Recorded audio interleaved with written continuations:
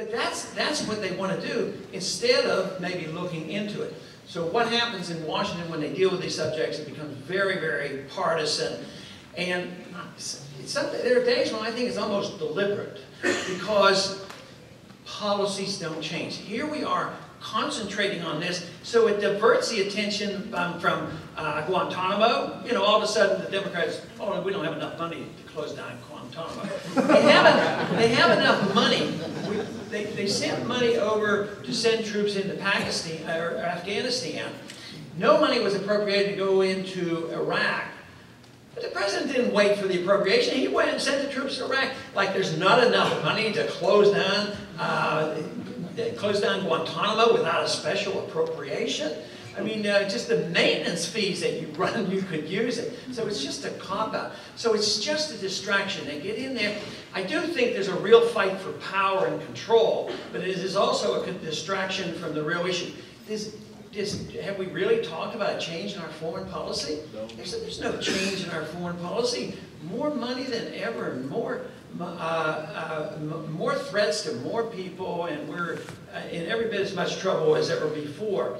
So there's a lot, though, that we should and could do, but under today's circumstances, I think we can't hold our breath. The fact that we're wondering about whether we should be over there, the argument is we'll fight them over there. We won't have to fight them over here. But the whole thing is that doesn't add up at all. They were over here. They came over here, and 3,000 of our people were killed. It was a terrible, terrible thing to happen. And yet the real job should be why and what were the motivations, what's going on.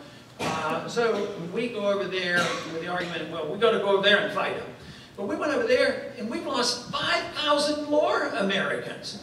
And we've had 30,000 severe injuries. People losing arms and legs and eyes. We've displaced 1 million people. No, 1 million have died. 2.5 million people were displaced. And there are more people. Those people have long memories. I say Americans they remember nothing. And the people in the Middle East, they forget nothing. They remember everything. So those memories go for a long time. So this whole idea, yeah, all we did was make it easier for them to get us. Matter of fact, Osama bin Laden actually said that. We're going to get you over here where it's easier. But then he said, we're going to bankrupt you. He says, we're going to bog you down, just like you helped us bog down the Soviet Union. One time that's what we were doing. His allies doing the same thing. You'd think they would learn, but they never do. So that is why I anticipate that the bankruptcy will be coming. On this whole idea about whether or not we should be optimistic or pessimistic, Ronald Reagan had an upbeat, and he was optimistic. And politicians sort of like to follow it. Everybody has to be optimistic. Tell you things are okay, things are doing good, bright side more. But I think that we have to understand that a little bit better. I think the optimism doesn't come from just talking about a good time tomorrow and everything is going to be okay. I think optimism comes from telling the truth, having transparency, and no secrecy in government, and letting the people know where we stand.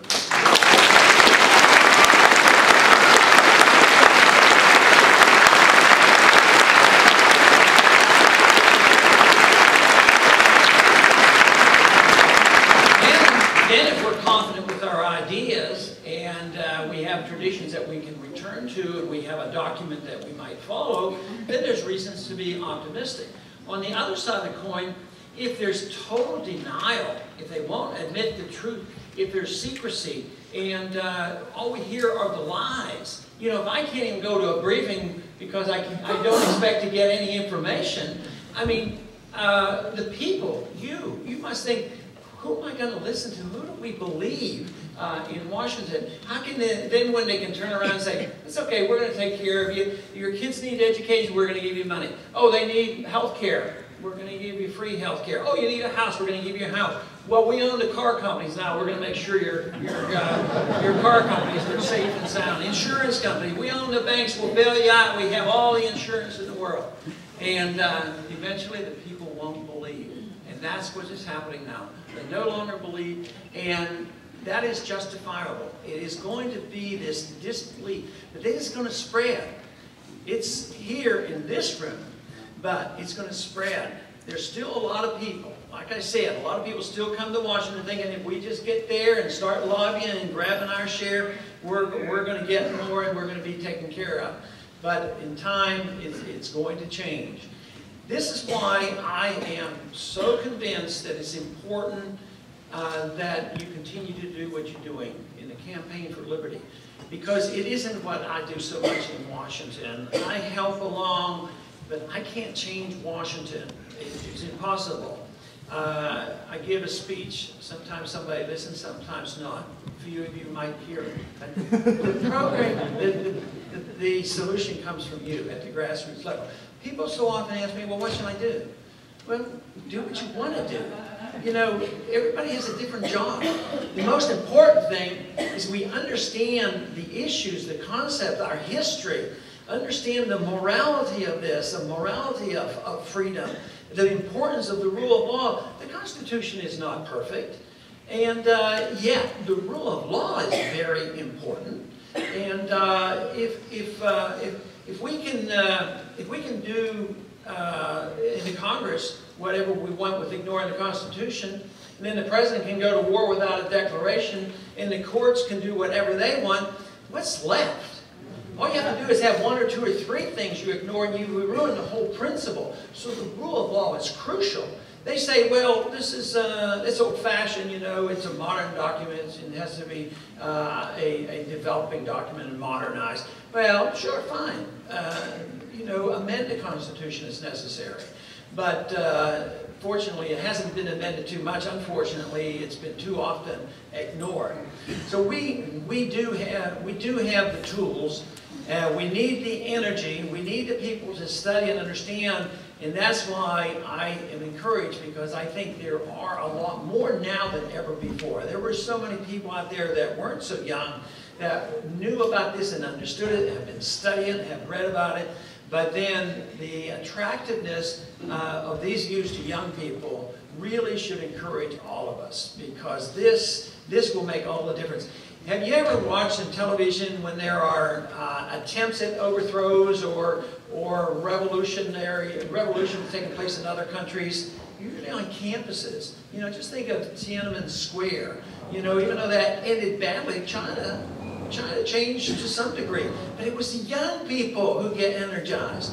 And that's why it's so important. So when I see young people and they tell me why they're interested in this, and not one single one, and it isn't just 5 or 10, it's literally hundreds, not one comes in and says, well, we want a Pell Grant. You know, it isn't that. So, but, you know, this whole idea, but really, enjoyment in life comes from self-reliance and the idea that we can take care of ourselves. And only liberty can provide that for us.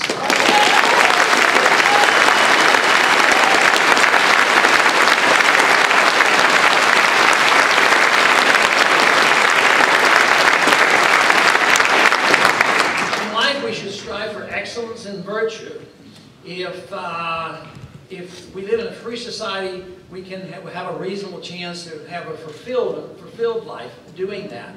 If you allow government to seek out and decide what is virtuous for us and what is good for us economically, they can only do it by taking away our liberty.